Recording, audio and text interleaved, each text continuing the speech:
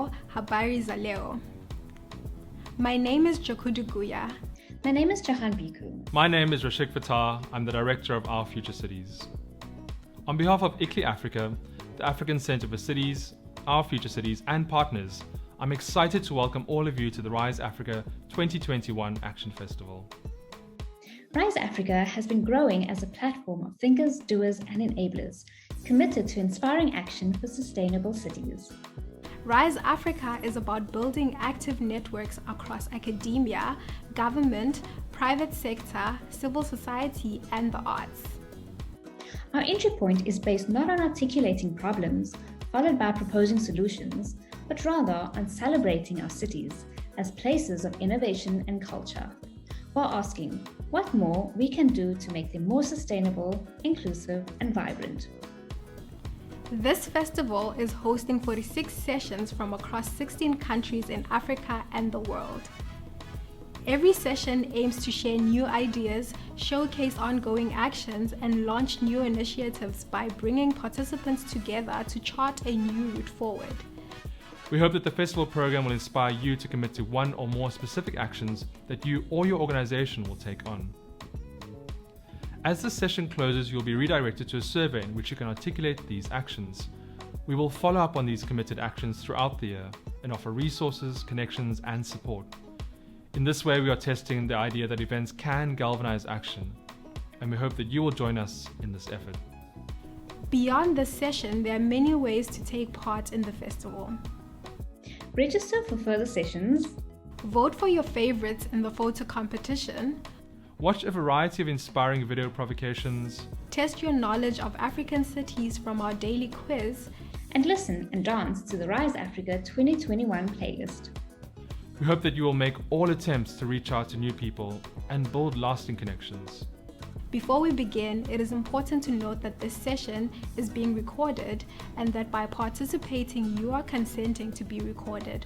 All recordings will be available on the program page after the festival. Creative expression is vital for creating new futures for our cities. So we invite you to enter the session in the spirit of creativity and dreaming. Look at how far you have come. Look at how far you are going, from the rubbles of the city to royalty. Yes, you are the stuff that legends are made from.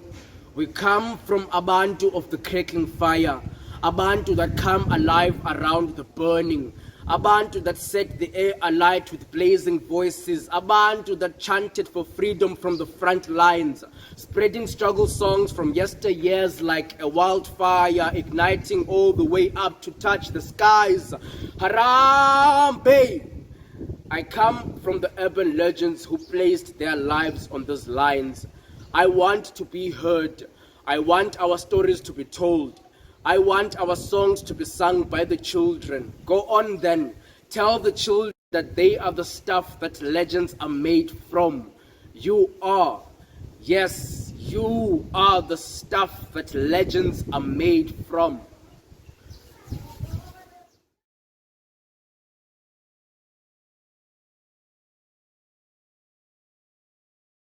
Everybody, and welcome to our session, our workshop, our fun journey with panelists from around the continent and in fact around the world. I'm Rashik Fatah from Our Future Cities, and thank you for giving us time in your day to explore the power of everybody being involved in placemaking. A bit about what Our Future Cities does. We're an independent organization based in Cape Town, but working in many South African and African cities. And our goal is to bring together government, the private sector, civil society to inspire new thinking, inclusive cities, and new ways of creating our cities together. Our session was actually inspired by not necessarily a project of ours, but by the people we have with us today. We were very fortunate to recently travel for another project and realize that maybe we had gotten things completely wrong, and maybe there was a way to work on improving the public realm and public spaces, which wasn't just about being very formal and very planned and intentional about it.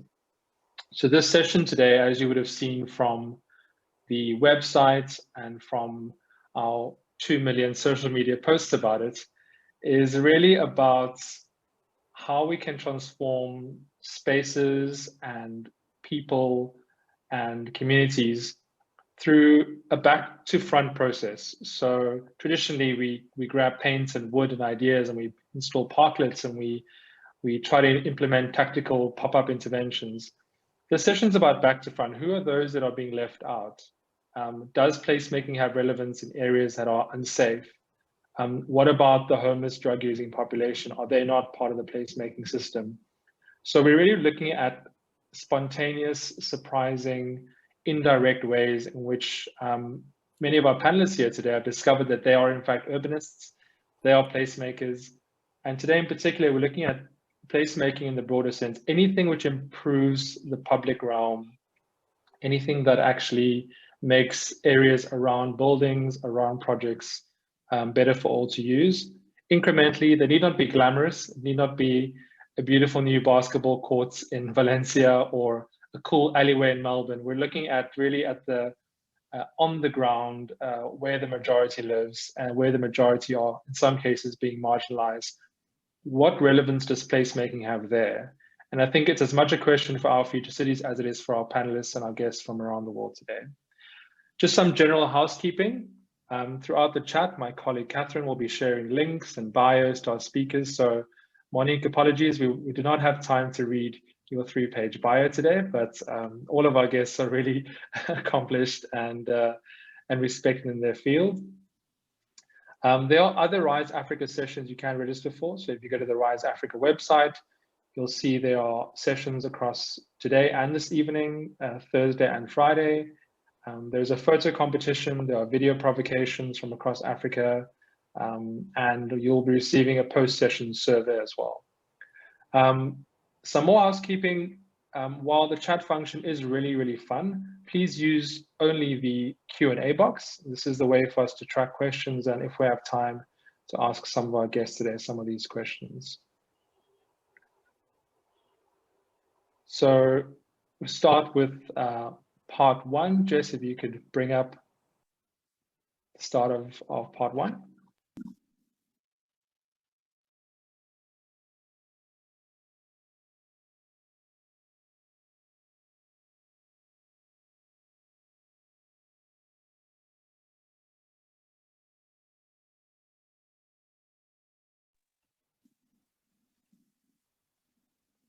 So Monique Marks, our first guest today, who's currently based in Durban, heads up the Urban Future Center, has been really a pioneer in the field of drug harm reduction and piloting, South Africa's first opioid substitution demonstration program. And I hope everyone here today is wondering what Monique is doing here and why there is a link between engaging and improving the lives of those with generally those that are homeless with a drug addiction problem, and how a drug harm reduction center has been involved in that. Monique, thank you so much for joining us today.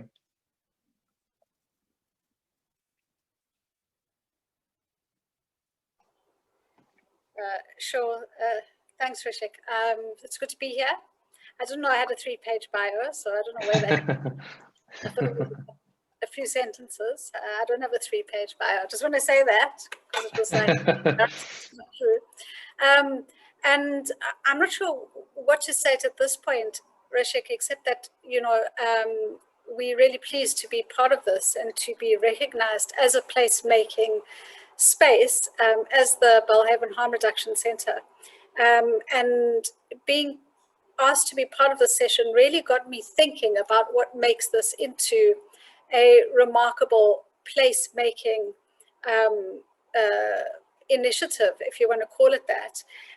So I don't know if you want to wait to speak to that after you've done the presentation and so on. Great. Just so that everyone knows, we will share a video we've been working on. The particular project we'll be focusing on today, called the Belhaven Harm Reduction Center, which is in Durban, provides medical and psychosocial services to possibly more, but roughly 500 homeless and low-income people who use drugs. It's also a center which is used for research on drug use and for service learning across multiple disciplines. So I think to give everyone some context, we'll share a really cool video we've been working on to give you an idea of how the project came about and where we're finding the links to community development and placemaking. So over to you, Jess, with our first video. Drug addiction or drug use disorder is a major issue facing our cities and in fact all parts of society. It's an issue which is often seen as too complex or too taboo to deal with. But here in Durban, through an innovative partnership, the city governments, academics, NGOs, business, the police got together to find a way forward. And it started here, inside the iconic Moses Mabhida Stadium, where during South Africa's toughest levels of lockdown, a homeless shelter was set up just inside. The goal? To help those with drug use disorder through what is called opioid substitution therapy. This represents a big philosophical and political shift in the national government's approach towards drug addiction.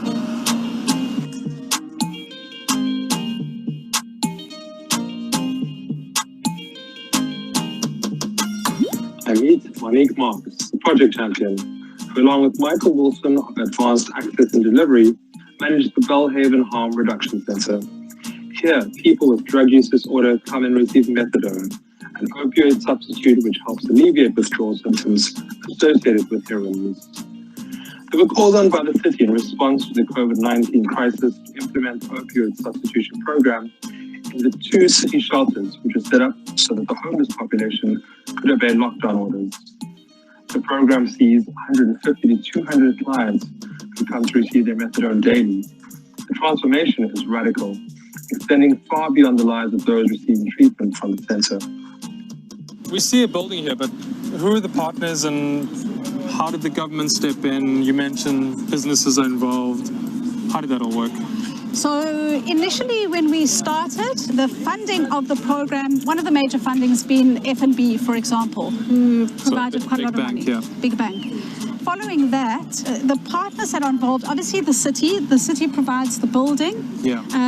We don't pay rent for the building, we don't pay rates, we don't pay electricity, we don't pay water. So that's a big saving. The city also provides static security 24 hours a day. Obviously, the running of the program is not done by the city. That's done privately by an NGO called Advanced Access and Delivery, which Michael Wilson heads, by the Urban Future Center at DUT, which I head, and with other NGOs. I'll just mention 2. The one is TB HIV Care, that run a needle syringe program from here and provide psychosocial support, and the South African Network of People Who Use Drugs.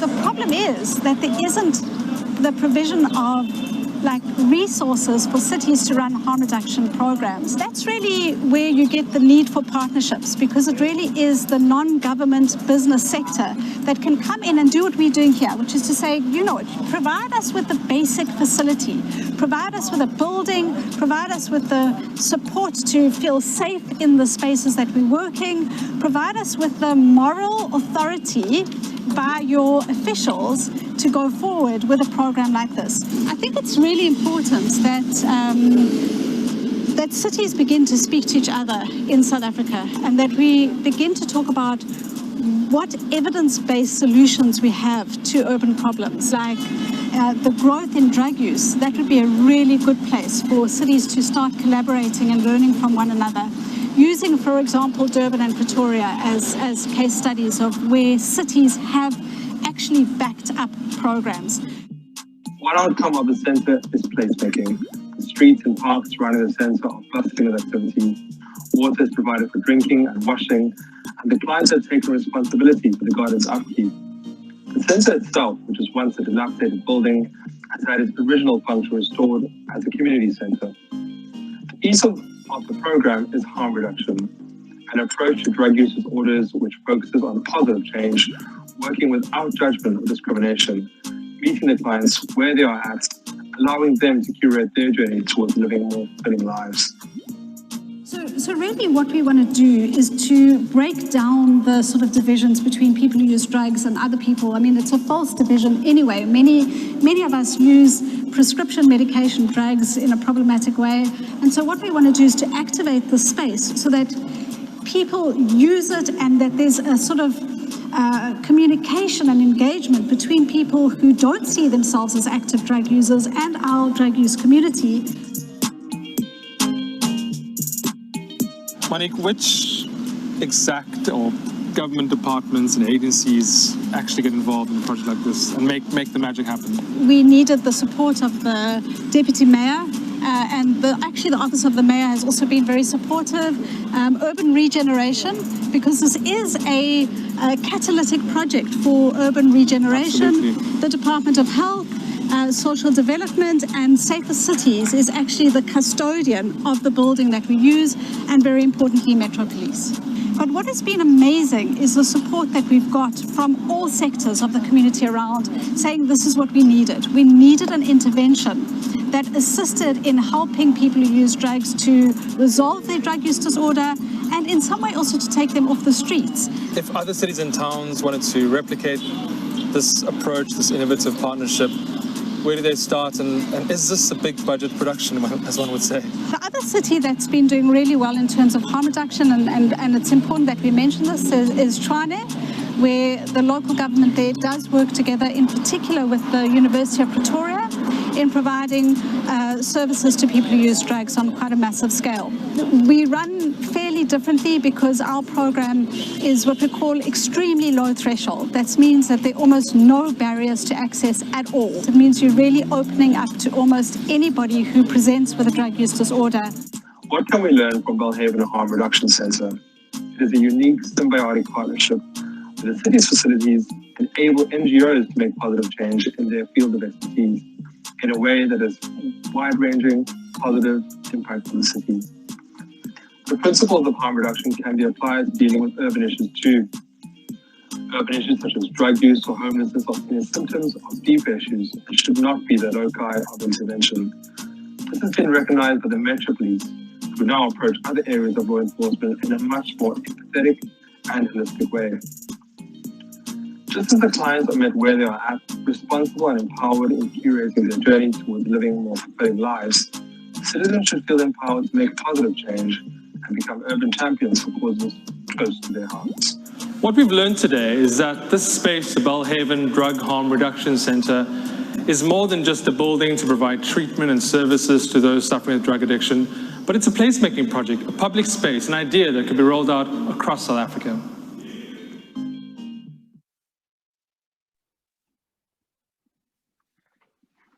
Monique, really incredible.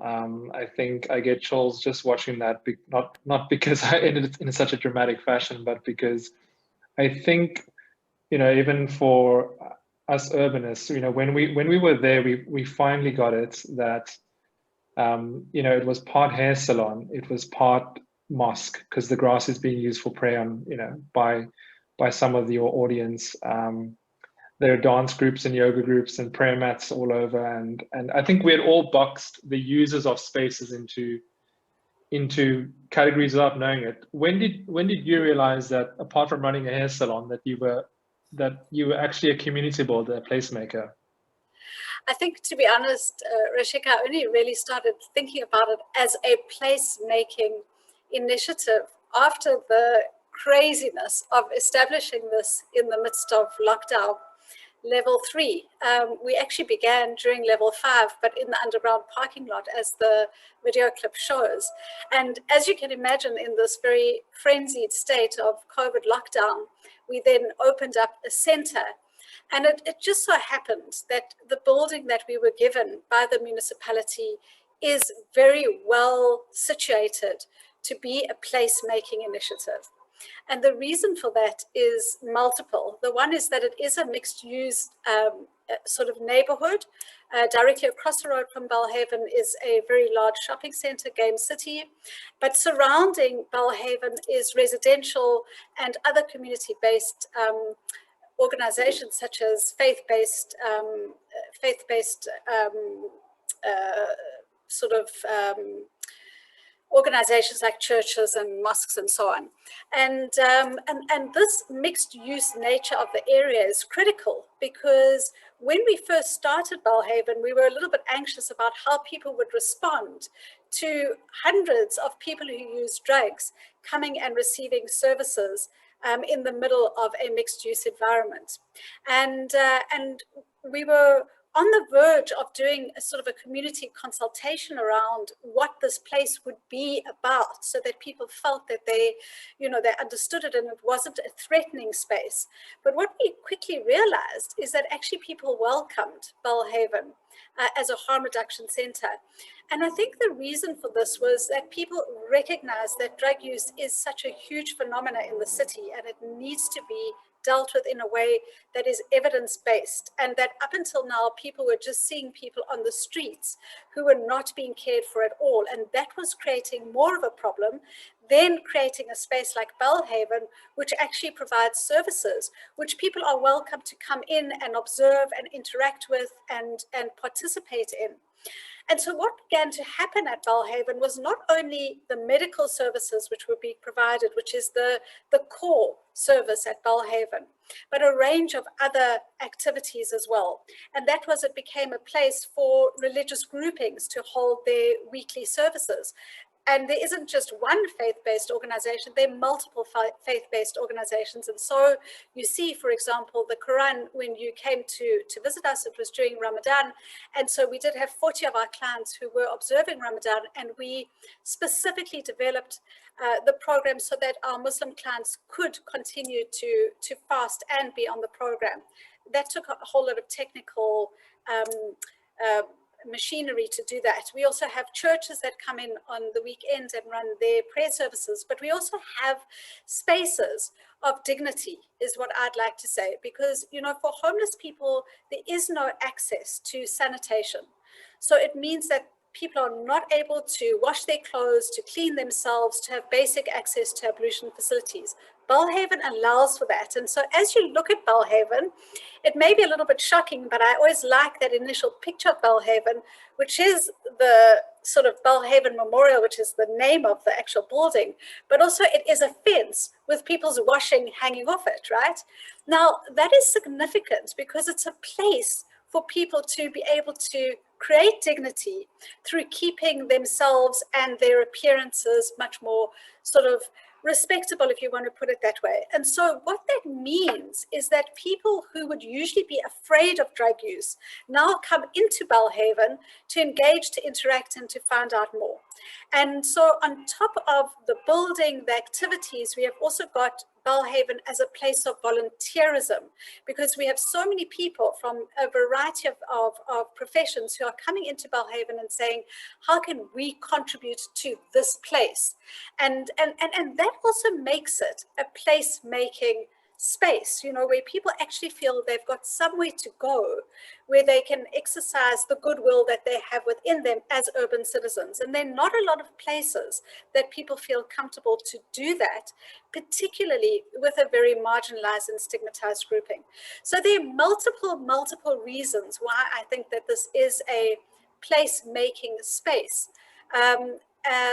Those of which I've already mentioned. But I also Monique, think...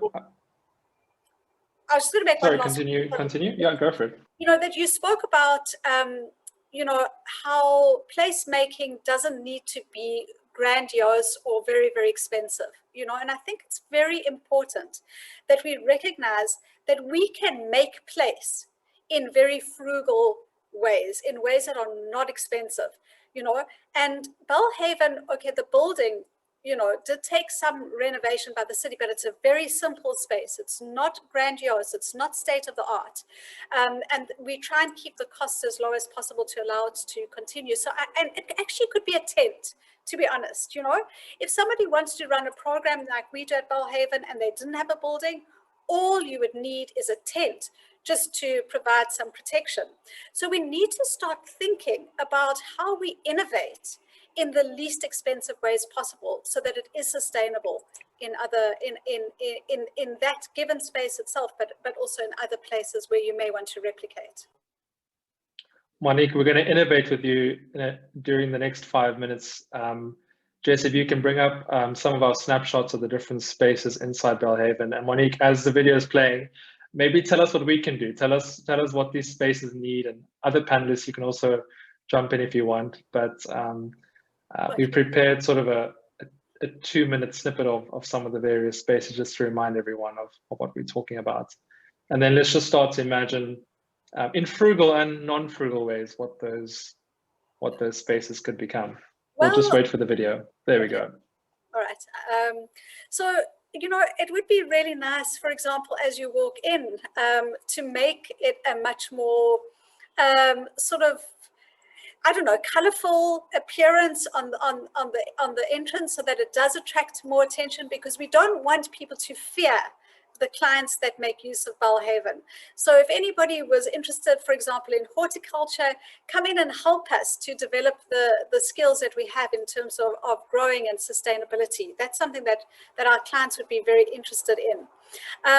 What we'd also like to do is to provide washing facilities that are a bit more privatized, particularly for our women clients. And so what we're ultimately aiming for is to have sort of shower facilities at the back of Belhaven, where women do feel more protected.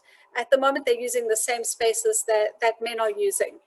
And then what would be really great, and I'm trying to do this currently at DUT, because DUT has a range of different departments, is to bring in as many departments as possible, but is to bring in people that will do simple interior design, just to make it into a more sort of homely space, because for many people, Belhaven has become a home aside from the street, and to just think about how we could do that further. We are also, Monique, what do you think about closing that street in front of Belhaven, or calming that street, because it's not really it doesn't need to be used really so much, I don't think. You know, Rashik, I think part of the positivity about where Belhaven is situated is that it does allow for walk-in very easily. We have at least on a weekly basis about 20 people that simply walk into Belhaven requesting services, mostly in the form of the provision of methadone to deal with withdrawals and to normalize their lives. And so for me, the very active street around Belhaven is just what we want. Going forward, in the front of Belhaven, what we would ideally like to do, and if you look there where the Belhaven memorial words are, in front of that is a fair enough space next to the taps, where we want to actually put a container.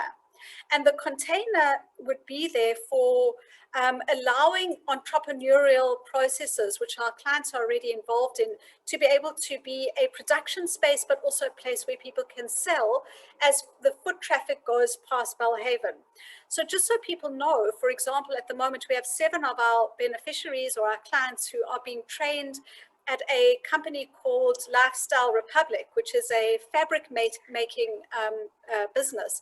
And by the end of this week, our clients will be skilled to be able to make and sell a range of different materials made with the fabric that is provided by Lifestyle Republic. Now, they need a space to be able to continue activating the skills that they've already learned.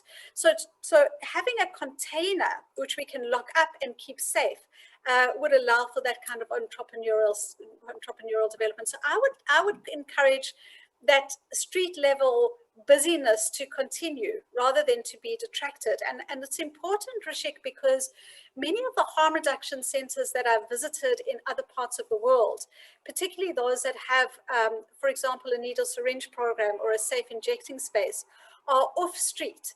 And the reason for that is to not be confrontational to other urban dwellers, and so almost to hide people who use drugs from the rest of the urban citizenry. We don't want to do that. And the reason we don't want to do that is because drug use is so much part of the urban fabric. And it affects all of us, actually, in some way or the other, whether we are illicit or licit drug users or substance users in some form. We need to normalize drug use. We need to normalize the clients that use Belhaven. Monique, I think it's an important point that you raised there around what we see and what we don't see, and these divisions that are there. Belhaven probably has sort of a network effect across the inner city of Durban. So an issue in a public space somewhere else, or somebody, a private sector owner of a building having an issue with the homeless population broadly, it all actually links back to health service centers and harm reduction centers. So it's almost got, these prongs which reach out to different spots in the city where people come back to a space of calm and a space of service. So I'm thinking, why don't hospitals, and I know you work in other projects as well, why don't we see hospitals where people wait in long queues to, at a day hospital, why don't we see those spaces as well as placemaking projects? Often you have sort of the nurses and the staff having to put out chairs and benches, and you hope there's some sort of greenery and shelter. We see that at many minibus taxi stops as well, people waiting in long lines around the block with no shelter. So how do we make placemaking an issue or put it on the agenda in I suppose the public health sector, the public health service, and architects and developers in that space? Why do we convince them? I think it's through, it's through conversations and through dialogue that we have with various people that are both users and providers and owners, and to say, like, what would be needed for, and in this case, let's just say the providers, the healthcare workers, what would be needed for that space to be a happy place for people to come to, so that you get the best possible service, right, that you can. And often, the environment in which you work affects your mood so radically that if you're going into a space that doesn't look very nice, and I'm thinking now even more specifically, say, for example, of a police station, the front office of a police station, it's not a welcoming space. And therefore, the way that police respond to you is often very abrupt. Now, people make the same complaints about nurses in primary healthcare facilities, but part of it is about the access that people have to those facilities, and getting to them in the first instance, and then what it means to be working in a dilapidated building. Whereas a health service should be a place of spatial justice, a place of, where people feel that the place itself is healthy. And for the place itself to be healthy, the building needs to be well, it needs to be well organized. It needs to be, the architecture of it needs to be suited to the purpose that it's been used for. And people do need to feel that it's a place of a sigh almost and relief.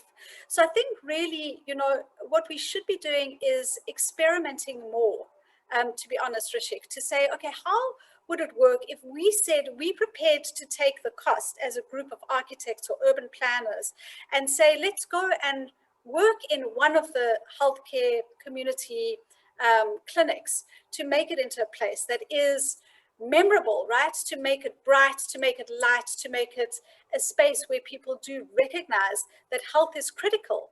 And it's a place where people want to come to rather than being afraid of.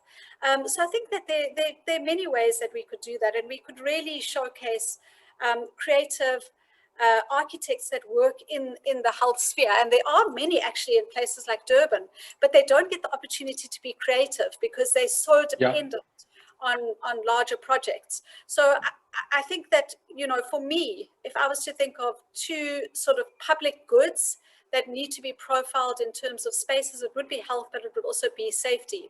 And then to see the very contingent link between public health and public safety.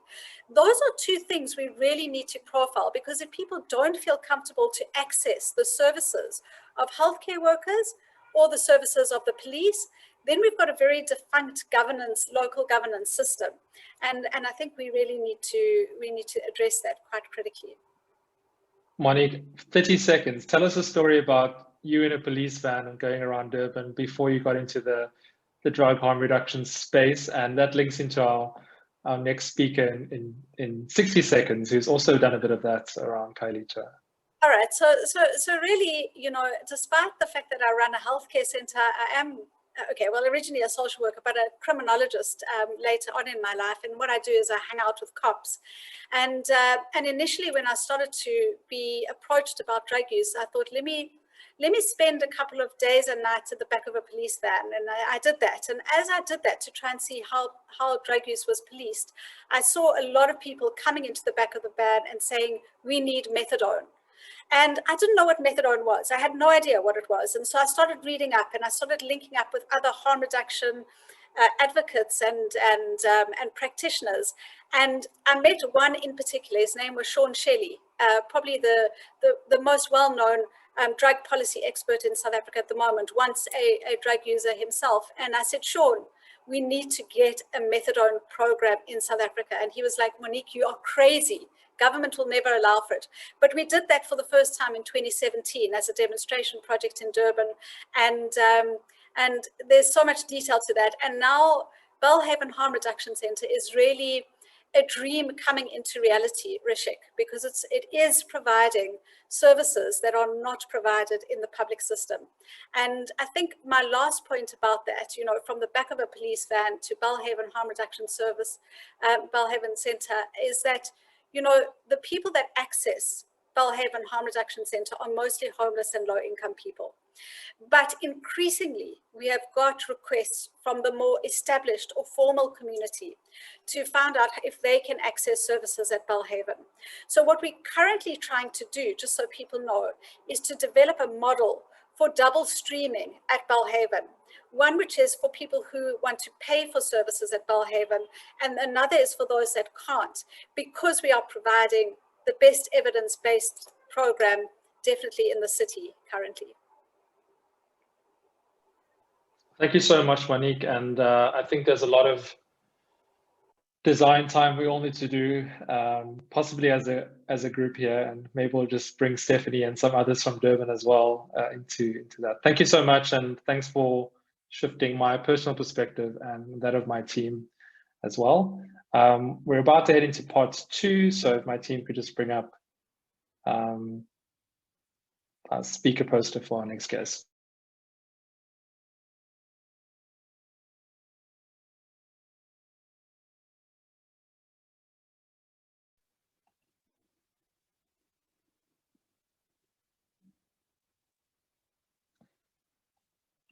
Stephanie Bryce, our next panelist, participant, guest, is a South African architect who I've known for many, many years. She's a great friend. And Stephanie has been living design for social change for as long as I knew it, getting involved in countless projects. In particular, has been doing a lot of work in focusing on the lived realities of people in informal settlements, and has been writing about it for 4 years, been living it, been following, going into neighborhoods at night to study the quality of light, in particular high mast lighting. And I thought it'd be great to bring in this today. So welcome, Stephanie. Are you currently in Zurich? Yes, I'm currently in Zurich. Due to be back in South Africa in July, I hope to make a film about my research. So yeah. Great. And she's also recently been featured on Monocle. We'll share that link as well. Monocle's the very famous show, The Urbanist. That's really amazing to see that these topics, which are often on the edges of talk, discussions of urbanism, being brought literally into the light. Stephanie, when I first asked you to join us, I said to you, well, in your work, what is the point of placemaking in areas that are generally unsafe at night, have poor lighting, or have high masts, or what I call prison-like lighting? Is there a space for placemaking there? And are we just ignoring these spaces, or should we be advocating for placemaking in areas like Kailicha across the world? Well, I think in areas, so specifically in informal settlements where I'm focusing on public lighting, I think placemaking in informal settlements is especially particular and also very important. The reason why it is particular is because space is so dynamic in informal settlements. It changes from being a shared public space during the day to being a more private courtyard at night, and people, you know, create their own barriers and close gates as they want to change space very temporally. And so I think with that, the topic that you've raised today is very important, because it's this idea of how do people create their own place, and how is placemaking something that just happens kind of organically, and can also adapt to people's needs over time. And so, yes, that's really important. And in terms of public lighting, that is also something that I see, and especially in the project that we've really seen after we've done our public lighting intervention, it's something that doesn't necessarily govern what the place should be. It's just opening up opportunities and allowing for self-determination, which is really empowering for people to have a space where they can self-actualize, they can have the freedom to be and to create what they want. And so what public lighting really does is just extends, well, a place that would be active during the day, extends that into the nighttime, which at the moment is very unsafe, and people feel very insecure in space at night. Yeah, because it's so dark. Steph, before we share and discuss and go through some of the video you shared, tell us a bit more about your intervention and what the intention was based on your multiple years of work and research. So the intervention is just in really practical terms. It's an idea to mount a wall-mounted solar light, which is a kind of small little floodlight above every or close to every front door of every house in this informal settlement, as an alternative mode of public lighting. Instead of having these tall high mast lights, each person now gets their own light, which is both public, but it's also theirs. So the first kind of concept that we're testing and looking at is what does infrastructure provision look like in an informal settlement, and how can it change, and how can we really start to look at infrastructure provision in a different way? So things like ownership, is this public infrastructure or is it private for me? And so and why can't it be both? And then secondly, we're looking at how that lighting can really change people's daily lives. So do people go outside more? It's not just about crime. It's about, yes, majority of the time, fear of crime is preventing people from just living their life. But how does that impact people? Do people socialize more when there's more public light? Are people able to access the toilets more? Do people just generally feel a sense of security and freedom, as opposed to feeling fear all the time?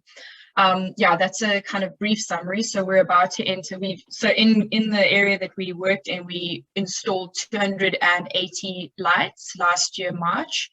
And we're now about to install the second phase of 400 lights. So in total, we'll have around about 700 to 800 lights installed in this informal settlement to test this alternative mode of lighting.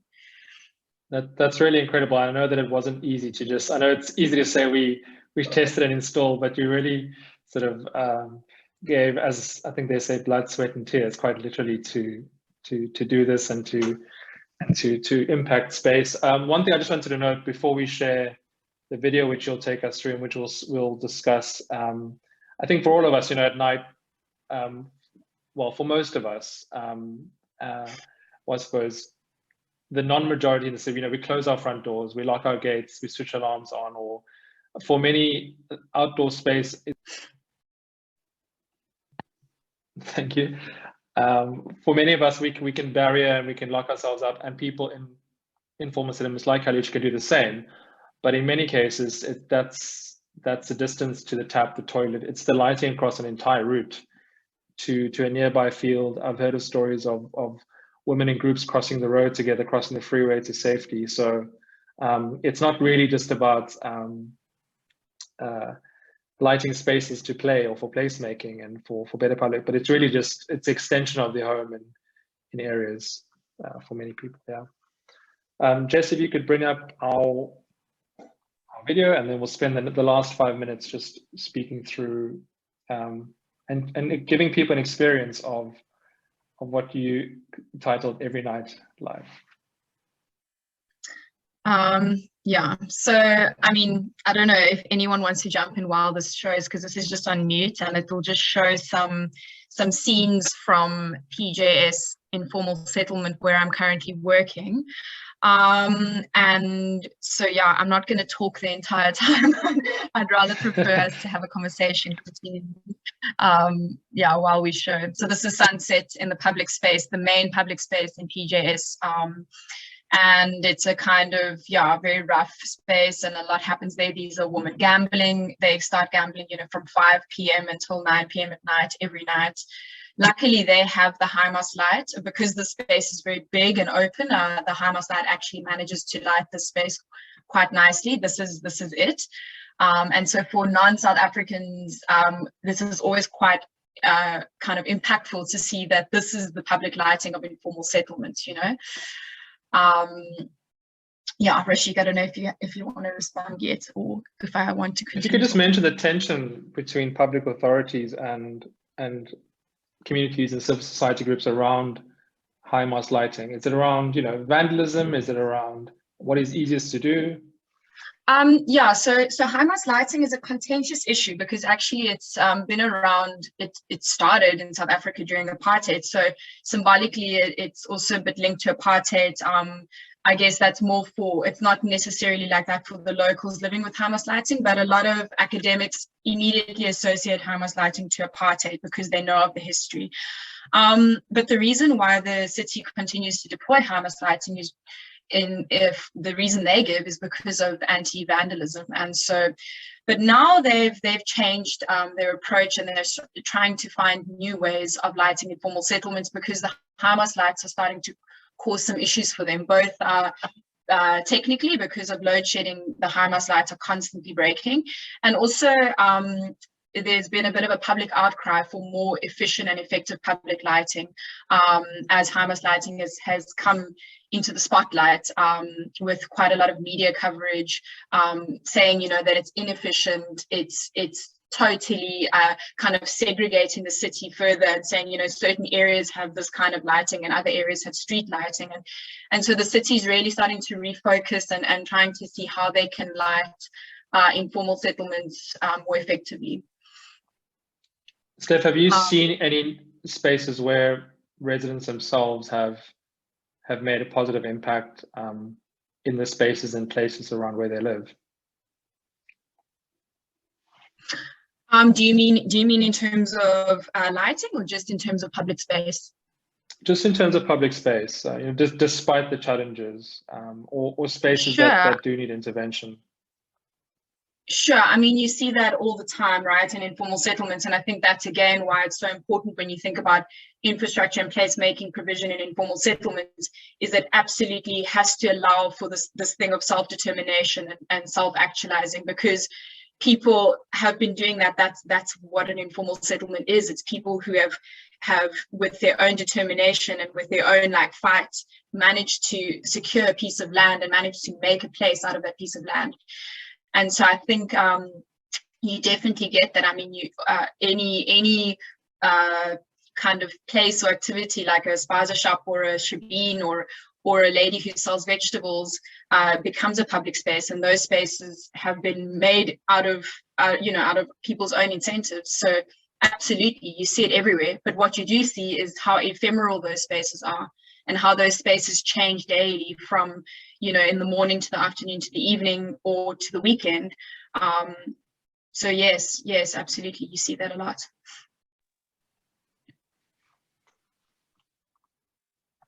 Yeah, so here you can see our lighting intervention. It's quite nice. Now you see when I turn my camera back, you'll see how dark the previous pathway that we're walking in a second. I'm turning back. there you go. I mean, this is quite accurate. You know, that really, really big contrast between very, very dark pathways where the HIMARS lighting doesn't reach, and very, very bright pathways. Yeah, some more scenes about nighttime and informal settlements.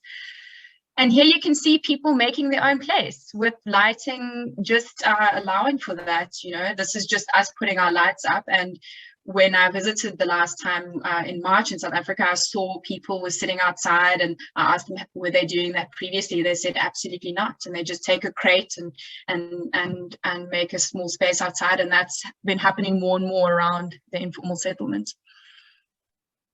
Yeah, I think, you know, for those of us watching this for the first time, you know, it almost seems a bit staged, you know, but as you say, that the next time you return, because of your intervention, people are suddenly occupying the space in different ways. Stephanie, thank you so much. We'll be in touch.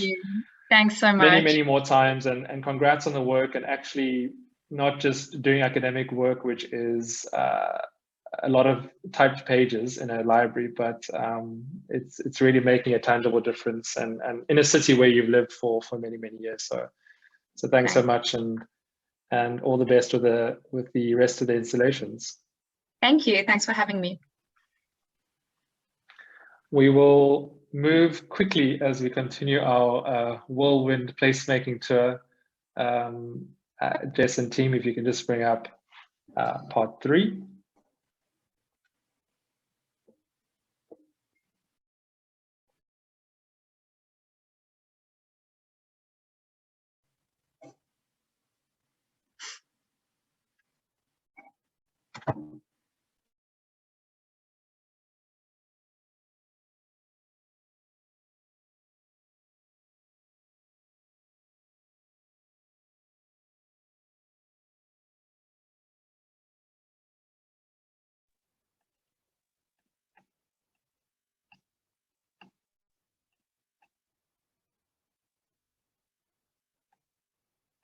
So moving from, this actually rhymes, from Kailita to Kibera, that wasn't planned. We're very honored to also have today Franklin Karimi from KDI, which is a design initiative working around the world.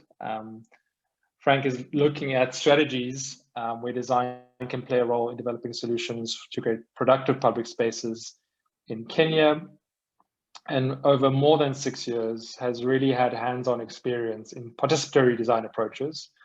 So working with people and taking projects to the next level, not just designing, but conceptualizing, developing, implementing low-cost, high-impact design interventions.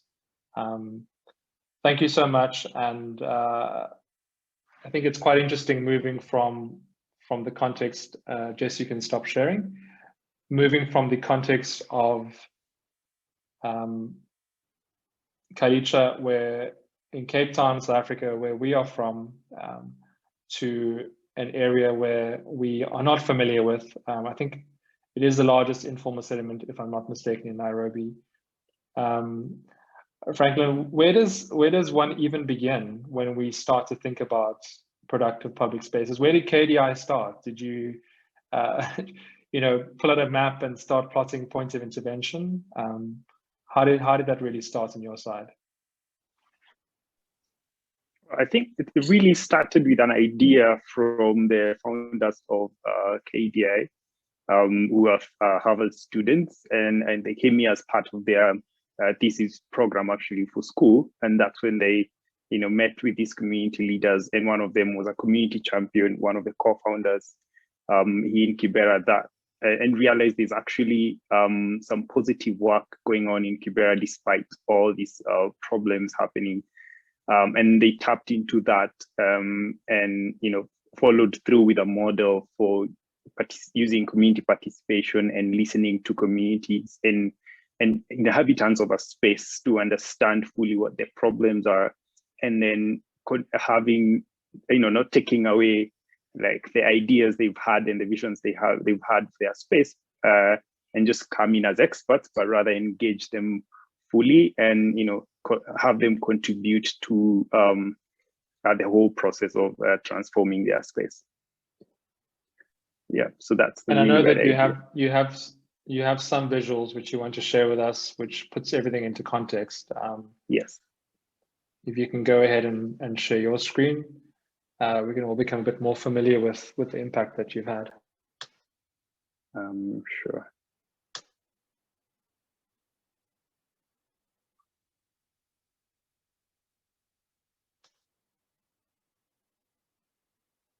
So, sorry, right, let me know when the screen is clear from that side as well. It's very clear. Good, okay, thank you. So I'm just going to take you through, I think what KDI has been doing and that is using community participation to transform places, as a way of placemaking. And you start to see the similarities, even though if you think the places are not so familiar. So KDI, which means Kunkwe Design Initiative, is a non-profit that started here in Kenya, but has grown and is now based in LA and also in Stockholm, Sweden, and here in Nairobi still. And it really works with people who are underserved, living in informal settlements in urban areas to advance equity to them. And because they are mostly they don't have access to services and infrastructure. So I'll just focus on Kibera for this session, and I'll then and peruse through some pictures of one of the projects. So Kibera is one of the largest informal settlements. You're right, and it has really densely populated. It's inhabited. It's been inhabited for a number of years now, and it doesn't have access to public spaces that are designated for use. And you find most of these, what I'm showing here right now, are alleyways that also double up as drainage channels. There are no places of play, and most of these spaces are really the spaces that are non-built are really flood zones and are mostly used for dumping. So you find in Kibera, there's not really any waste management system, there's poor drainage, and a lot of this contributes to making the environment hazardous as well. So what I'm showing now is actually a Nairobi dam, which is on the eastern side of Kibera, and that's where all the waste that comes from Kibera, solid waste and human waste, all ends up in this space here. It was actually an artificial dam built back in the colonial time and was meant to actually provide water to the city. And so when KDI started working, the idea really started right next to the dam with a community group called New Nairobi Dam Community Group. And the idea was to build this model that capitalizes on small-scale interventions that are progressive transformations that would help improve a space and would really be based a lot on community participation and community contribution with a little bit of financial and technical support from KDI. So I'm gonna show a few pictures and I'll just talk behind them as I peruse through to just give an idea to show you how one of these projects, we have actually built about 11 projects now, but I'm gonna show you one of these projects. It was actually the initial one. And I think that will give an idea of the way there's been progressive transformation over the years. So this didn't actually happen in all at once, started from 2006 and proceeded on till today. So the group partnered with the founders of KDI and a few other volunteers back then. And the first thing they did was to start to stabilize the riverbank and also help reduce that flooding. Again, the group had an idea of doing composting and a bit of urban farming. So they started off with this shed here, and they used this space that they had reclaimed to start doing a bit of composting. Then they also realized they needed to improve access. So the space that we're looking at is just behind where the people are walking. So they built gabions around that area and then introduced an access path. Further, the ladies, women in the community group were interested in making reeds, and they even built, this small boat that I don't know, boat or floating thing that they would use to get reeds from the dam.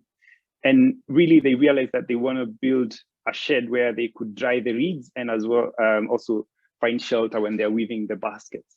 So partnering with KDI, we developed this shed structure that was then later built, and they would dry the reeds in the back and build weave baskets underneath.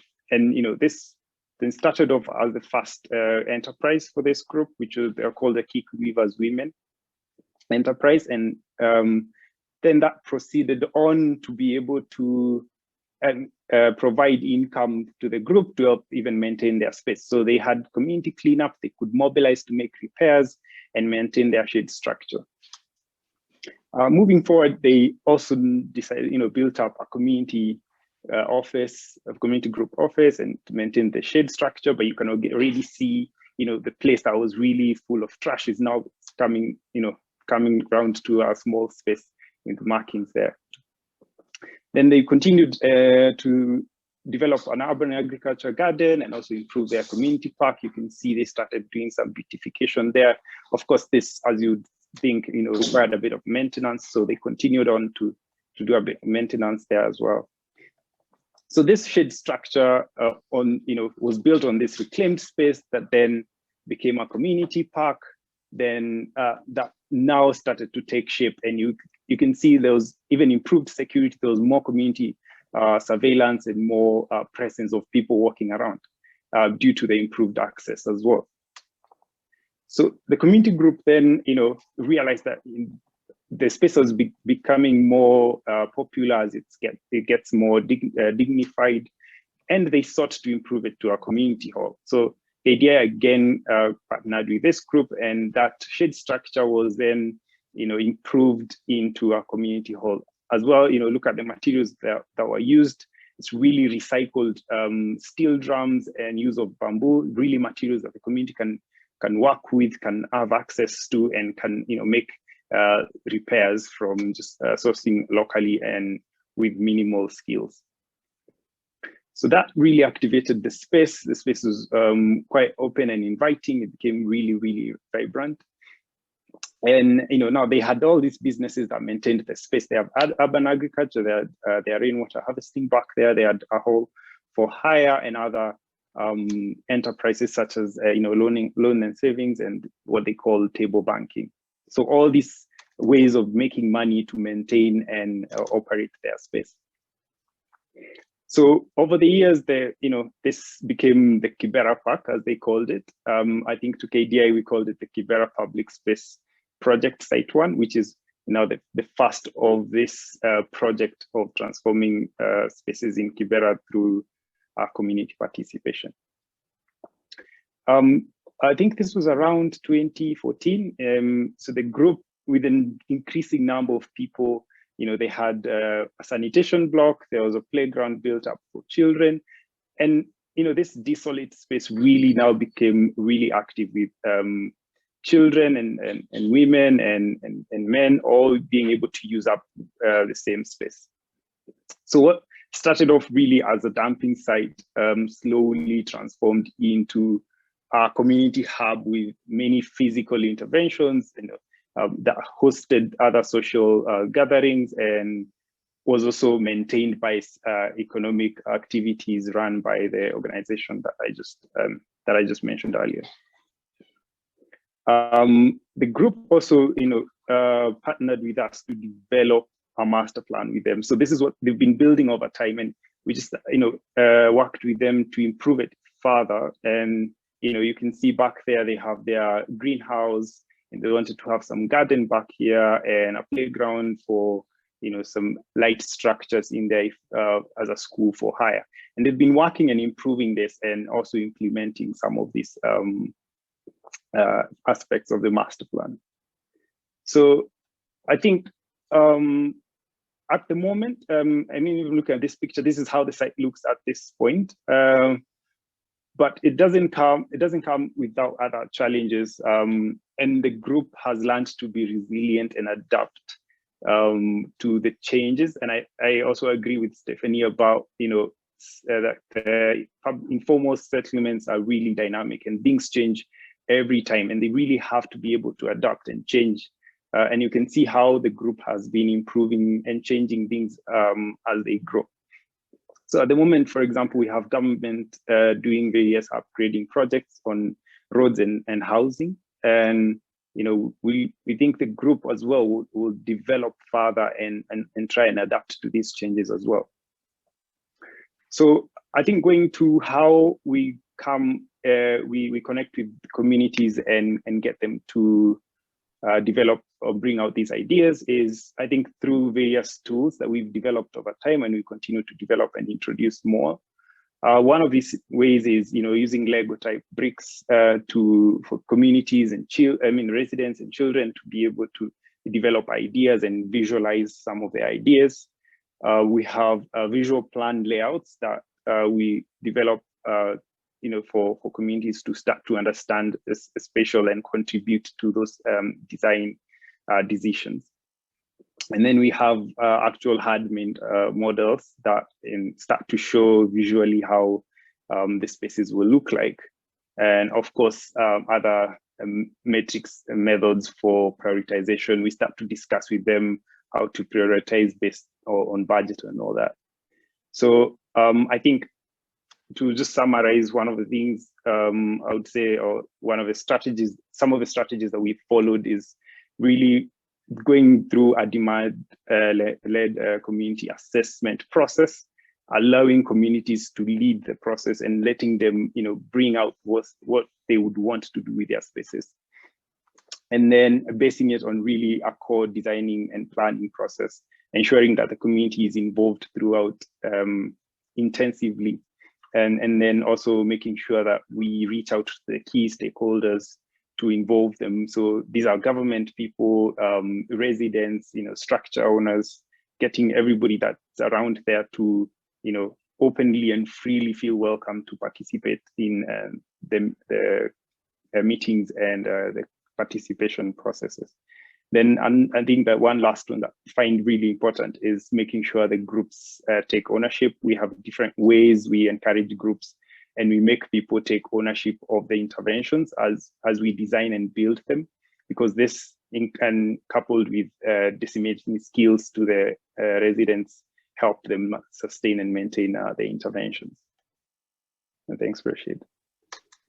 Thanks, Frank. If you could just leave up that last slide, what practically, when you give people not give them the power, but you transfer ownership of a project to them, what does that look like? How do you, is it a toolkit? Do you print out a PDF? Or are you, in constant communication? Because I think it's obviously easier said than done to give groups, communities, individuals governance and the ability to feel empowered to take over. Yeah, that's a good question. The way the community is one involved through the design process. So they really know what is going to go into the ground. They really contribute to what the material types are.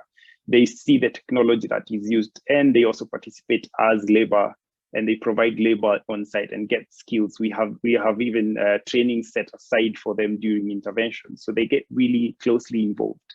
But also to the tail end of the project, we develop maintenance manual and maintenance operation manual for the different interventions that we also try and develop with the communities, developing the language around it and making sure they understand where these pieces fall and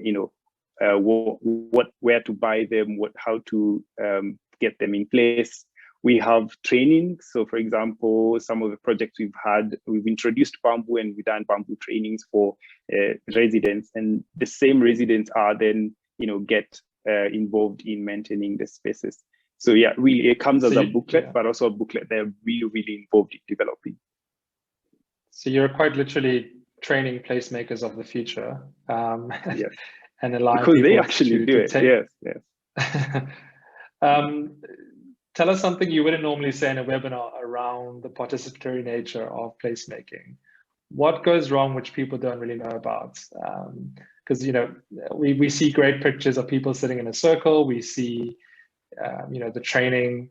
What goes wrong? What are we not telling everyone? I know Stephanie's got a couple of hours on that, but I'm sure everyone does. What goes wrong, and what should not be repeated in participatory design? I think it's one, not getting the residents to own and understand the process. So sometimes you might think you're involving, but you really are not. So you really have to involve them in the process, in developing and getting them to understand what is the next step. What this session is, what's the next session, how many more to go, and getting them involved in understanding what's really about. I think the other thing is, and this is really with the designers, is that we sometimes feel like, we have the genius of getting the right decisions in. And sometimes if you don't hold that back and let the community, try and visualize, you get really surprised how much they can bring in really good ideas. So I think one of the things is just getting them really involved and trying to use a language that is far from very technical to one that they're familiar to express themselves in.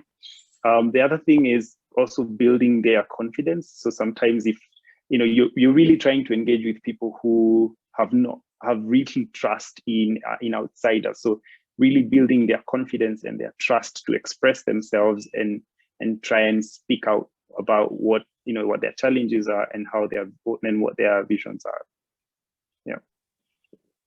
Frank, we have time for a 2-minute response to a question, or maybe 1 minute. The question is, with the KDI project and the initiatives, how do you convince community members to adopt long-term thinking approach, or adopt a long-term thinking approach? Because sometimes it's hard to get people on board with such projects. And I think that speaks to the tension between tactical, temporary, and Malaika will touch on this as well. How do you commit to something and implement something in the short term, but get people thinking about what's next, what's the longer term, what could they do as well?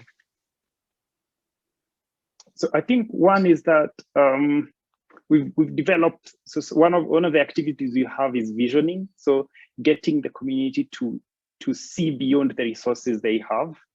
What do you really want to have in this space, and then also getting them to understand, and bring out what is their identity with the space, and what resources do they have to develop their space, and really encouraging them to express themselves and get their ideas out, and not be limited to the resources that we come with, but to their own imaginations.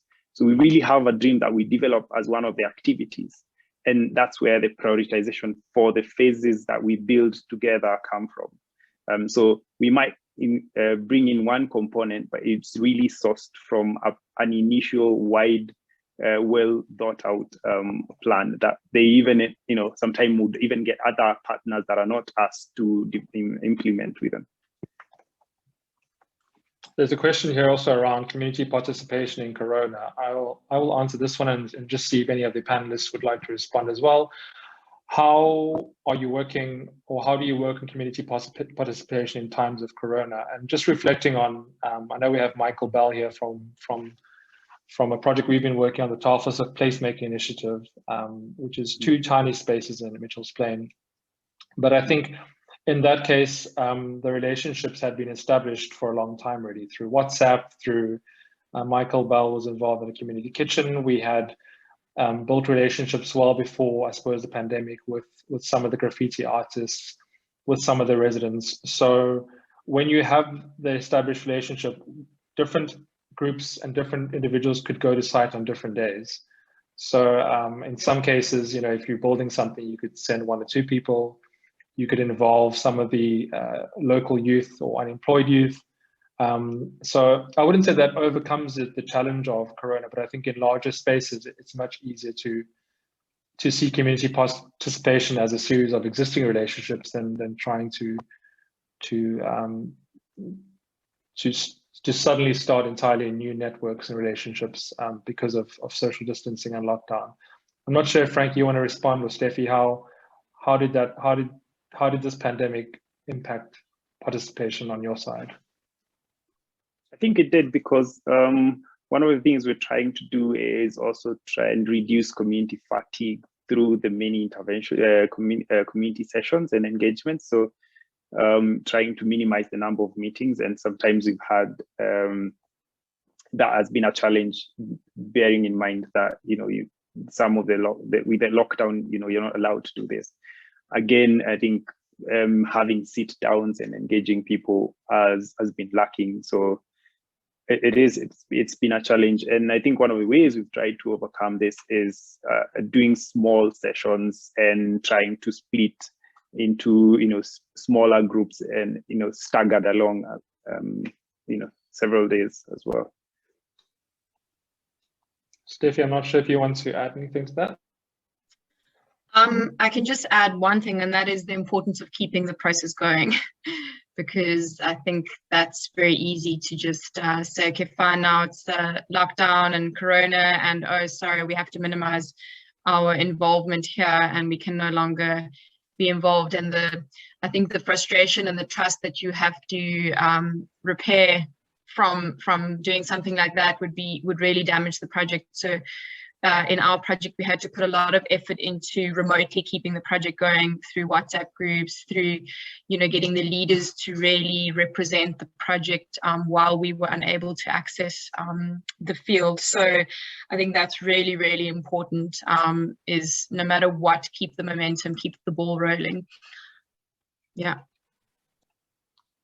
Thanks so much, everyone. We're going to move on into, thanks, Franklin, for your amazing visuals and presentations. I liked that there was, many of the projects had an afterlife. So there was sort of phase 2, 3, 4, many years later, a bridge today became 2 bridges, and then a sanitation block, and then a school, and then.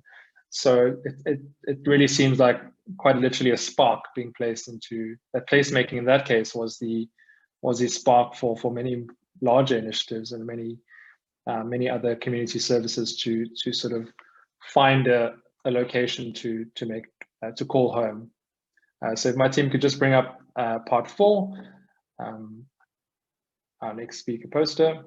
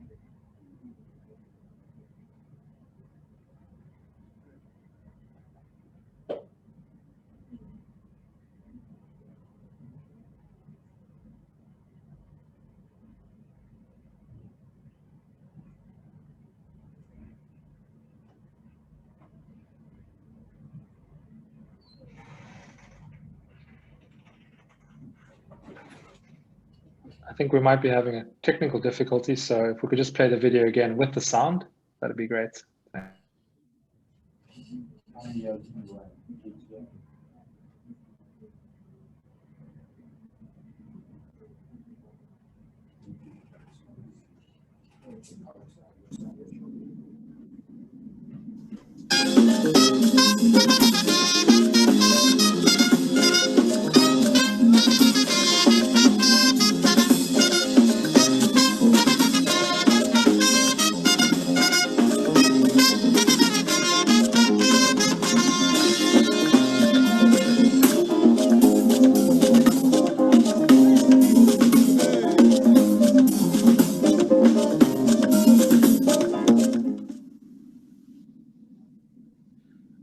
Welcome, Malaika Toyo, who is a social development consultant and the principal director of Made Culture, project management and development consultancy based in Nigeria. How are you today, and where are you today?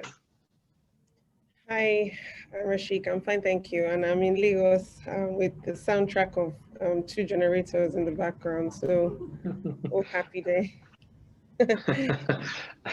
South Africa hasn't quite learned from Lagos and Nigeria that we should really get generators everywhere. We might or might not have had. We're going to adapt. My brother lives in Joburg, and I keep telling him that he should get ahead of the curve, and be, When we first spoke, you mentioned we started with the video street festival, which you were a part of and led. And you said to me on a call that you're not an urbanist and you're not sure why you're being asked about placemaking. And I said, that's exactly why we'd like to speak to you. So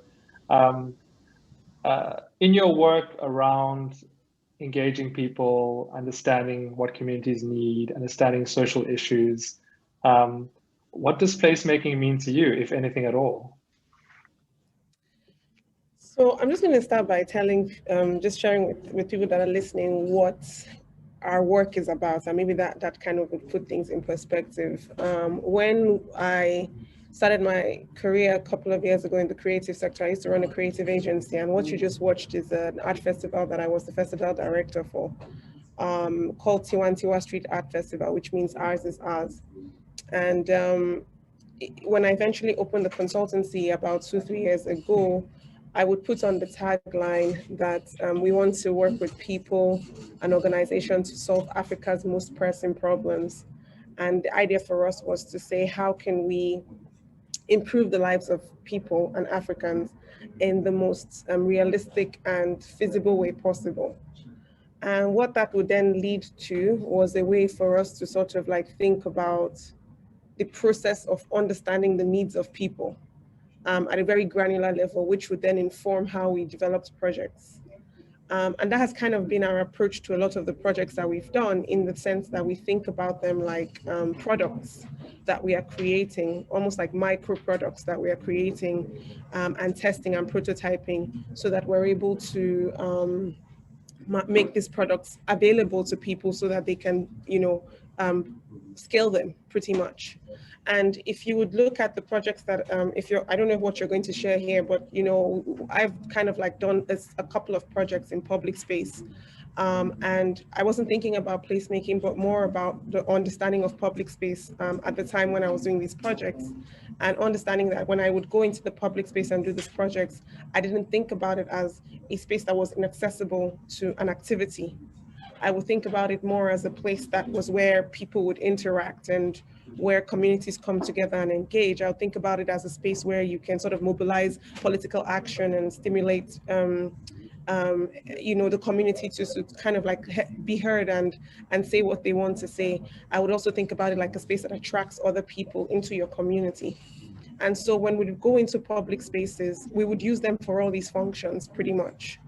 And for example, the festival that you just watched was happening on the largest road, one of the largest roads in Lagos. And the first time we said we wanted to block off that road and have a festival, it was a huge issue, and people were, it started outside our building. My business partner at the time was like, Papa Motayo was like, let's do it outside the office. And we did that, and I said, we are not disrupting anything here. This is a residential community. We need to take it into communities where, we can get people to think about this, that space, this space that seems almost like very dominating and almost in a way severe and intimidating. We wanted to democratize that space and say, okay, let's put an activity here and see what people end up doing with it. And again, we didn't have a budget, and we've never had a budget when we've done these events. As a matter of fact, we've tried to raise money for these events and it's never successful, but each year we get it bigger and bigger. And we've tried different ways of making these events happen, crowdsourcing and all of that. And I can tell you a whole story around that. But when you asked about the question of placemaking, is that what we did and what it created were things that we would not necessarily be able to document, but would see over time how the community has changed in the way that they've engaged those spaces, because we would typically go back to the same spaces. And I was very particular about working within the same sort of communities with the same sort of like sociocultural sort of like setup and political setup, and, you know, having the same sort of people from the same demographic, you know. And so the sort of placemaking for me was what we understood public space to look like, and how we saw that when we went into public spaces, if we could change the way public space was, then we would eventually create placemake pretty much. And that's what has sort of like led all the projects that I've pretty much done. I didn't think about it like placemaking until it happened. And in fact, a lot of times, because I call them prototypes, these projects are actually research projects where we're trying to answer a question. You know, because for example, in the festival, Lagos Island is old Lagos. It's the sort of perfect nexus between pre-colonial Lagos and modern Lagos. And it has everything from multiple festivals that happen there to the Afro-Brazilian returnees who have kind of situated themselves there. And it's affected, it's sort of like influenced the architecture and the food and the language. And so, but at the same time, you have the Saros, who are the Sierra Leonean returnees. And I was, you know, when we thought about it, we're like, how do we bring all of this together and, you know, bring people to kind of understand what is within this community, and create a space for connection and interaction, and potentially even political action. Yeah, I really love that you say you start from not from a designing spaces perspective, but what are the qualities we will love to see? We love to see interaction. We love to see engagement. We love to see people running around and being free. And before we show the next video, I think that's amazing, because it's you're saying there's a mix and a creation of what society should be like, which is the aspiration, and not simply responding to problems. So when you mention the word process, you know, I think of people clipboards and doing surveys, but your process is amazing prototypes, and then possibly having a surprising outcome, which you didn't initially plan for.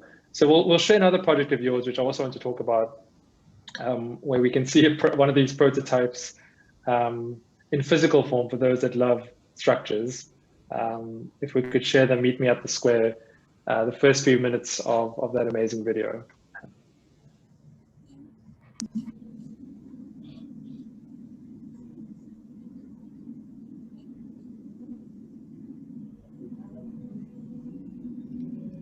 I think the sound is off again. Hello, my name is Belhaven, and I am the director of Meat Culture, and we are the producers of Meat at the Square.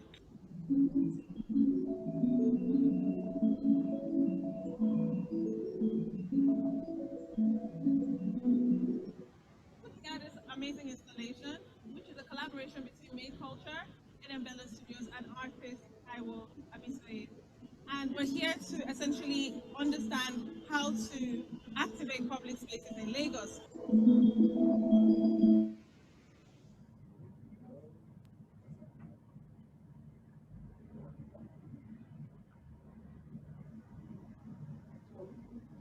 I think we'll just start the video again with the sound working perfectly.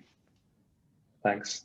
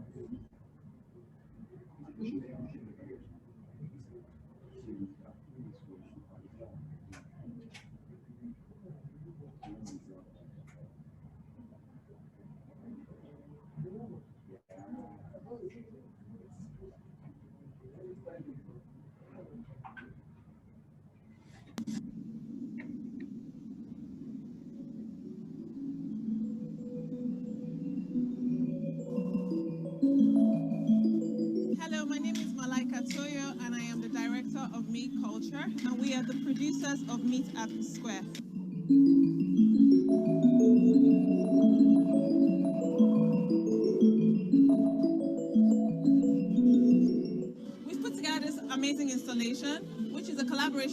Made Culture, NM Bello Studios, and artist Taiwo Abisoye.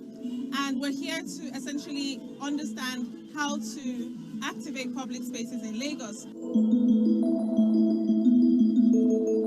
Earlier on this year, we wanted to find out why it is that we have over 300 parks in Lagos, but most of them are underutilized. So we set out to find out why this is happening, and we decided to answer this question by putting together this installation, Meet at the Square in Lagos Island. So we asked people to write, draw, paint what community means to them, and then install it in this public gallery that we have here in Upper Mini Campus. What's important for us here is not necessarily trying to do an event, but to find out what people understand about their community and what ownership means to them.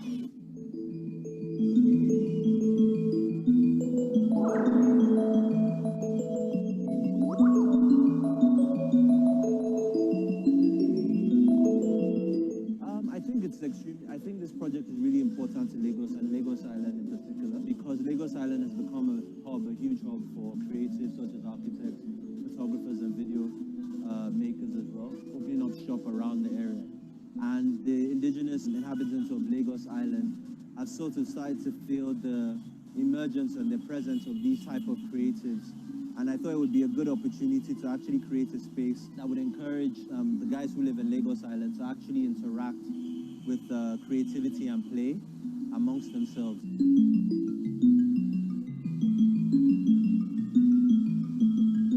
Why play? Well, in the work that we've been doing, we have found that play has a way of bringing people together and inviting them to participate in a way that crosses boundaries often of age or background.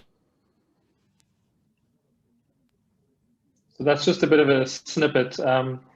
Malika, maybe you can tell us a bit more about some of the lessons from Meet Me at the Square. And I know that it is mobile and meant to be traveling. What were some of the key lessons for yourself and your teams? Okay.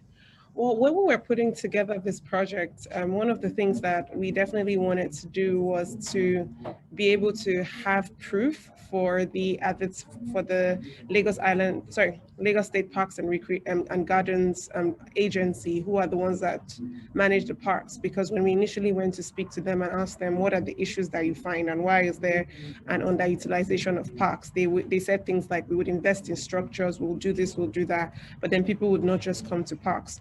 And then their most popular park was fenced to like knee high, and had these huge flags, and was just not interesting. And I couldn't understand what the concept, why would people go to that park and take pictures but would not want to be in a park that had swings and games and whatever. And we know Lagos to be like a fabric state, so we like to party, and street parties and public space is not a foreign concept for us to go into public space. And I thought to myself, if I took a park into a community that was very closely knitted and put it right at the center of their community and didn't say anything, didn't do anything, and just started the park, what was going to happen?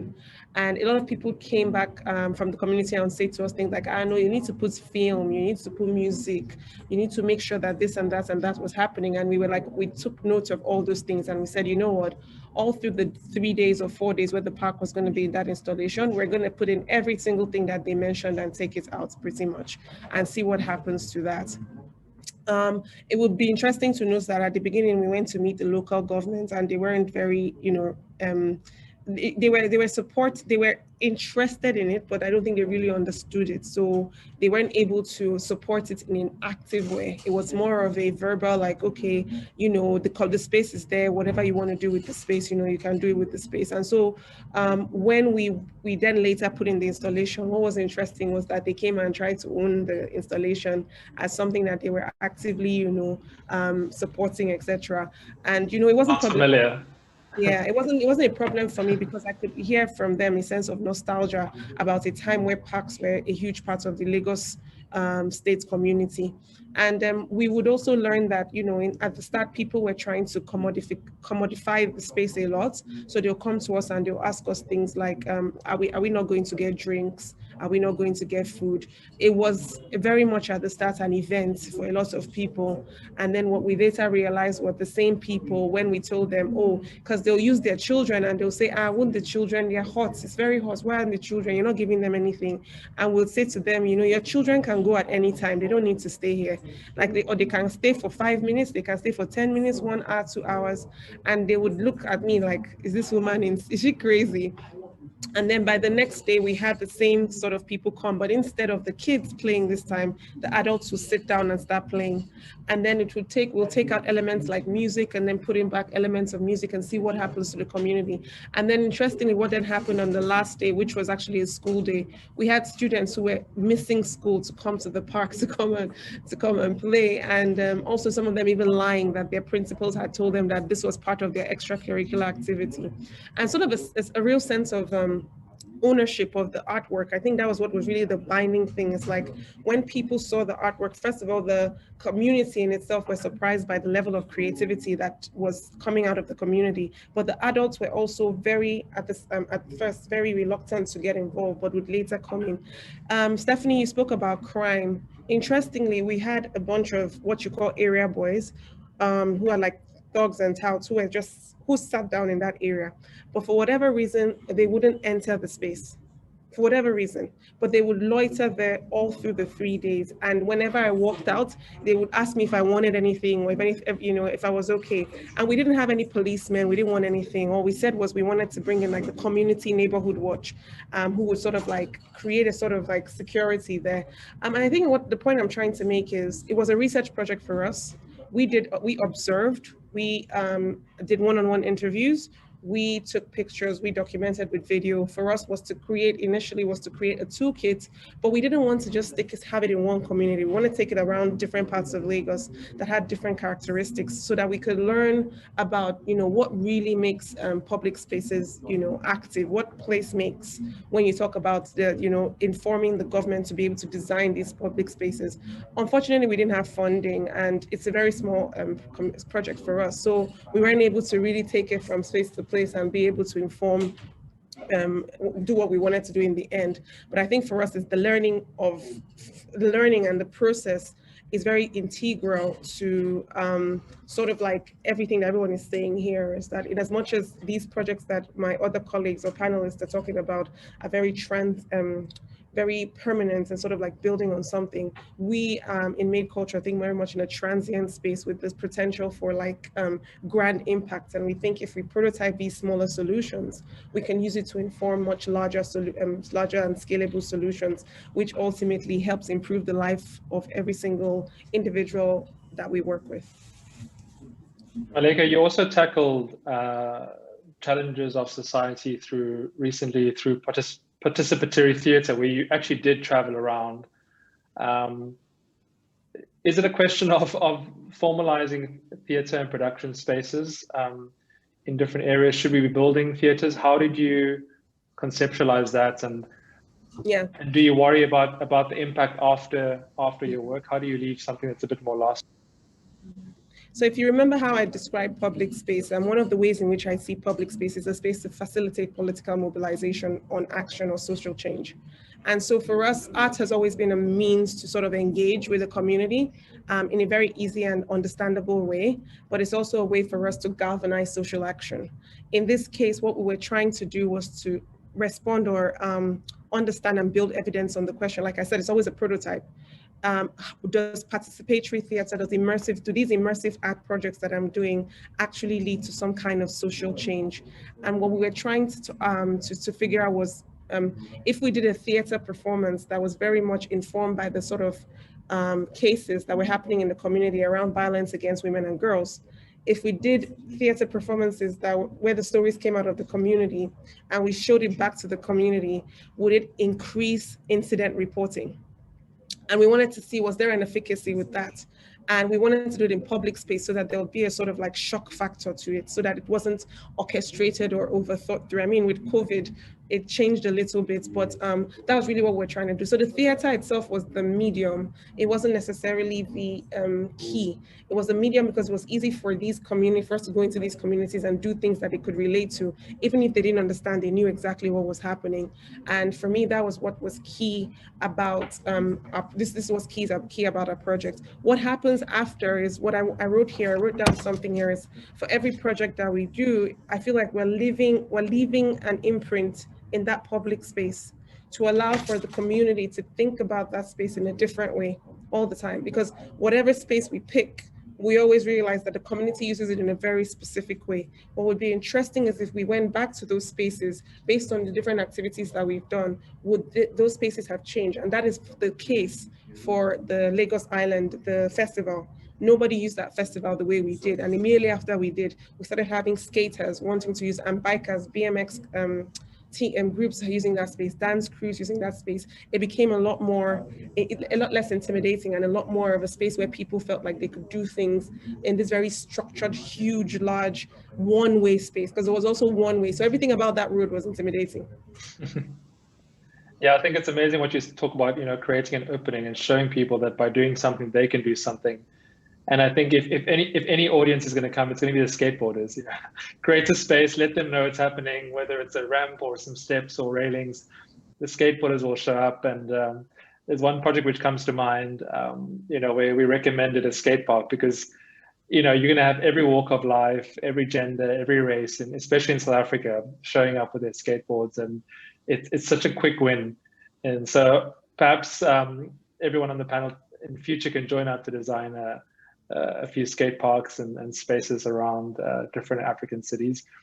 So we're not going to close the session immediately. We're going to spend the next 20 minutes with our very provocative title. And our team's going to bring up a mirror board. I think it's called a mirror board. We specifically chose the title, A New Placemaking Agenda for African Cities, because we wanted to know about the things we didn't know. And as you're speaking about incident reporting, I'm thinking about PJS and incident reporting in terms of violent crime. I'm thinking about what happens in the Durban CBD and surrounds because of Belhaven. What happens to incident reporting? What happens to the safety of other spaces? And how what everyone's spoken about has these imprints in other spaces and impacts which we don't necessarily see. So this is where we put the panelists ready to work and our guests today. And we're just going to drop a really short list. We don't have to cover 35 points. This is not a UN negotiation.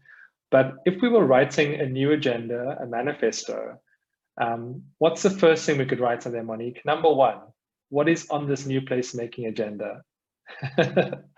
And if Monique's not ready, we can start with Frank or Stephanie or Malika. What do we start with? Perhaps we could start with the process. I can try and answer that. Yeah, go for it. We'll be typing it live, so. Okay, well, I think what's come up in all of the presentations is to really, really capture emergent practices which are already existing, and to recognize that people are already making places, and how do we then capture that making of a place, whether it's formal or informal. And I think that's what I like about Malika's notion of public art, if you want to call it that, is that it's not installations, it's movement in action, which allows for placemaking. So it's a very different thing. And so is the notion of light. Light is something which comes and goes. It's not a constant, right? Even though the aim of light is to continue day into night, right? So it's about allowing placemaking to be emergent and to be transient, right? So in that, we're bringing together formality and informality as well. That's just a first shoot, Reshik. If anybody wants to give our second point or a second agenda point, Frank, I see you've unmuted. Yeah, I can go.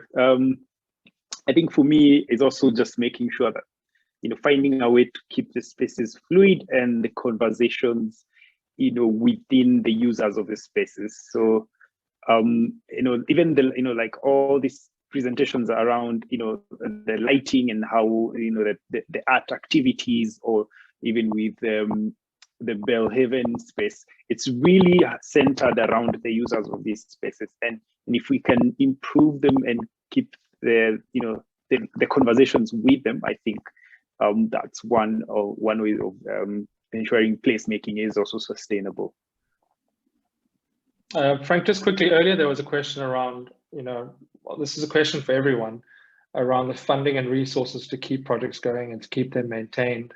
I just see in New York, there was a $260 million island built as a park above water, donated by a billionaire. So I think between the 5 of us, maybe after this, we could apply to that billionaire for funding for the street festival. I think $260 million US will go a long way. I think that's something that I would like to add to the agenda, is really a lack of capital and financing for public space and placemaking development in the African context. I often see in the US there's funding for the high line, for the low line, for the space beneath the freeway, for the alleyway. There are a whole series of instruments to apply to fund projects, and not just large scale funding, but smaller catalytic funding as well. And it seems that in African cities, we're very good at bus rapid transit, big housing projects. But when it comes to a space to allow for, let's say, you know, I think of Empower Shack, landscaping between, you know, a pioneering form of housing, the funding processes really aren't there, and especially funding processes and not just physical spaces and outcomes, but funding the research around that as well. Malika and Stephanie, do you want to add to our new agenda? I did have a point that just kind of like skipped my mind. But I wanted to say something about the users, the providers, and the owners, and this idea of, you know, having to understand who all of them are and what their motivations are. I also think that we need to change the name and just throw away the name placemaking in Africa. Just throw it away, because it's confusing. It can be interpreted in very literally, and it can be very non-literal. I think we all have to find our own word for placemaking, because wherever we go, it's just going to change meaning and change form. And so that's kind of like, so that's the main point I wanted to make. Let's just throw away that word placemaking, and or whenever we want to use it, let's be very clear about how broad that word of placemaking is and how the different ways it can be interpreted. And through that, you can then engage what Monique referred to as the users, providers, and owners, because each of them have a different definition for placemaking.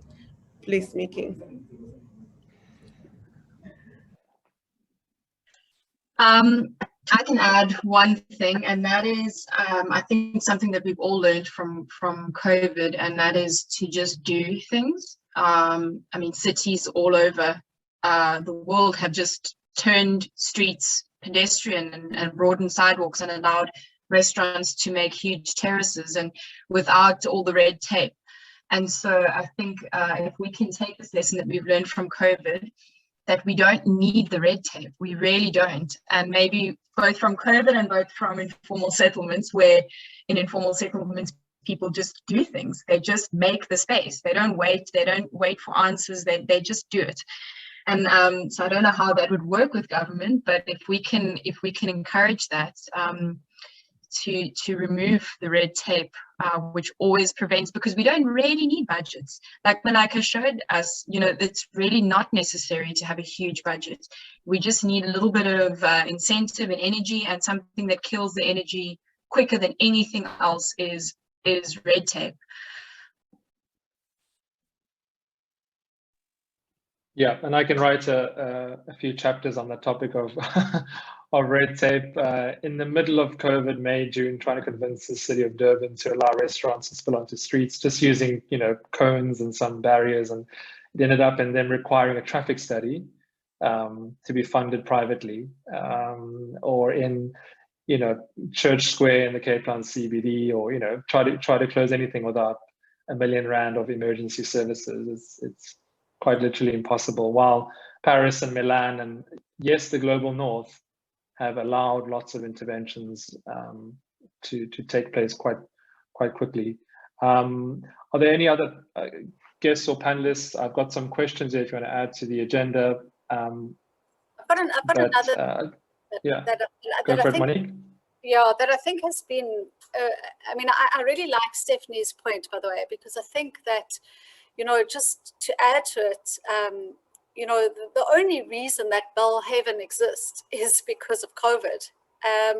And it was because there was a recognition that we had to do something to prevent mass withdrawal of homeless people during a, you know, a state of disaster.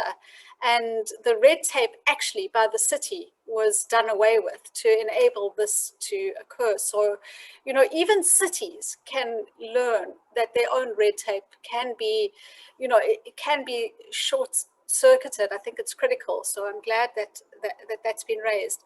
But I think for me, you know, with Belhaven, and I think with others of the projects that have been showcased here, is not to underestimate the goodwill of the public in placemaking, you know, and I think that I'm saying this because we always anticipated a very negative reaction to having a space of homeless people who use drugs in a suburb, and we've actually had the exact opposite. So I think, you know, that is something that I really think we need to readjust the way in which we understand formalized communities and the discomfort that they feel about inequality, and to capitalize on that as well. You know, I think that that's critical.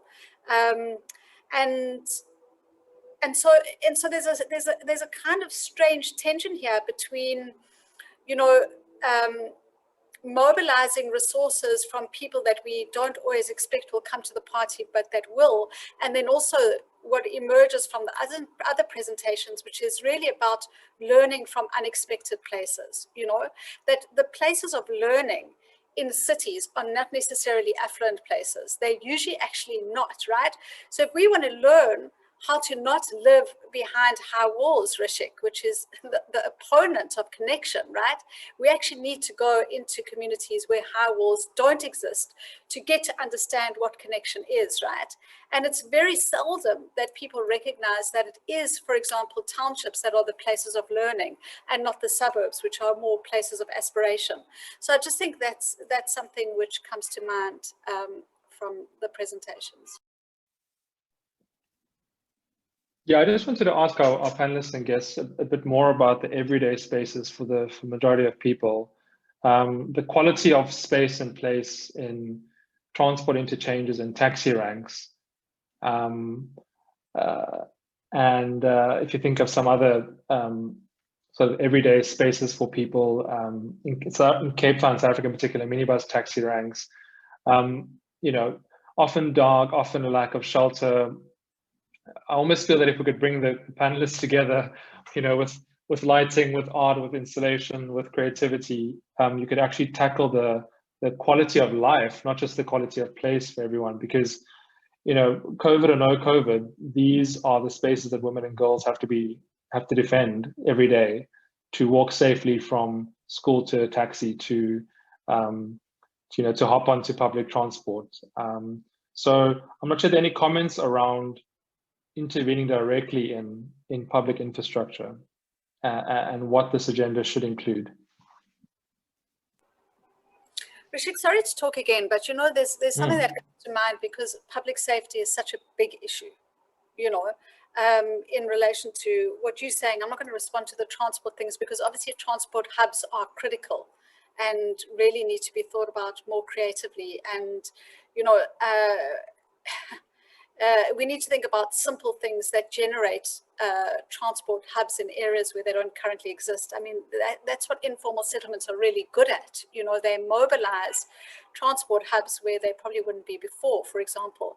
But I'd like to also say that, you know, because public safety is so critical to public space and to placemaking, we really need to involve police as architects of space, right? Because they can play a critical role in understanding ways in which spaces can be made safer.